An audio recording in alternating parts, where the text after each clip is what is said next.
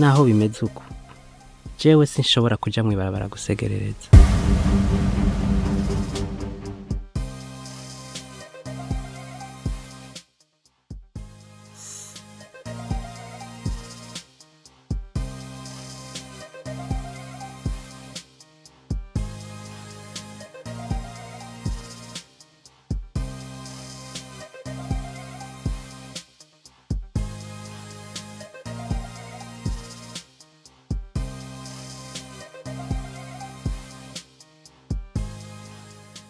Burya naje nagarukiye mu mwaka w'9 ntaho nadodoye nsaba akazi ariko kubera ata diplome ndakabura nako gukora isuku narakabuze ariko wewe ndibaza neza ko utokabura. Kubera iki ntokabura? Ako bimye wewe ukomeye nije bogaha? Clema wewe ntibashobora kukakwima kuko urazi kwiyungunganya. Abantu nkamwe bafise ivyiyumviro nibo bakenewe, uragenda ugerageze.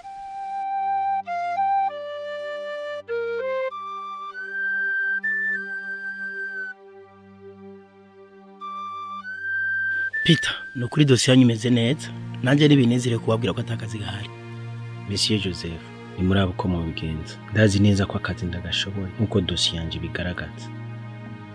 Aho ikintu kimwe mbona nuko mworindira kumbere nikaboneka tuzobamenyesha.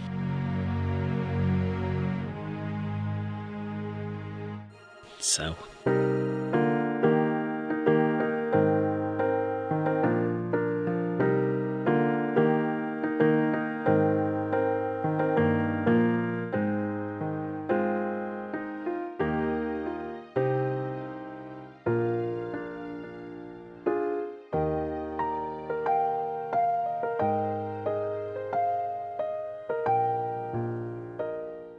Clema, nakazi twobima gahari kandi nimwiyumvire birebire.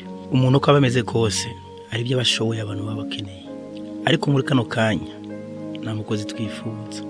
Nabatahuye kumbure niyo kaboneka muzombwira. Rero reka ndabike banure.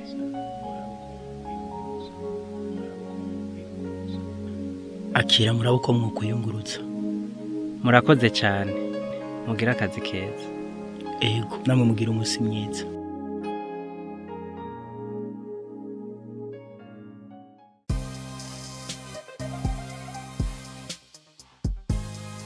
Ubukene bwose narimwo nabukuwemo n'uwo mwigeme nakubwiye nashorera imyumbati n'ibiyoba.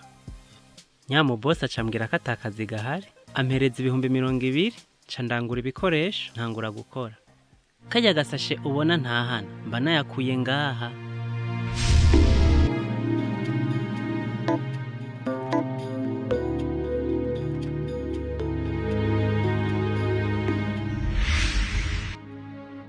Mbere nguyo wa mwigeme nakubwira. Mwariko muramvuga? Rero nawe Gapita, udafatiye ku mashure wize, urakwiye kwiyungunganya ugakura amaboko mu mpuzu. Nkoriki kugira niyungunganya? Wobura gute ico ukora ufise amaguru, amaboko n'umutwe kandi byose bikomeye.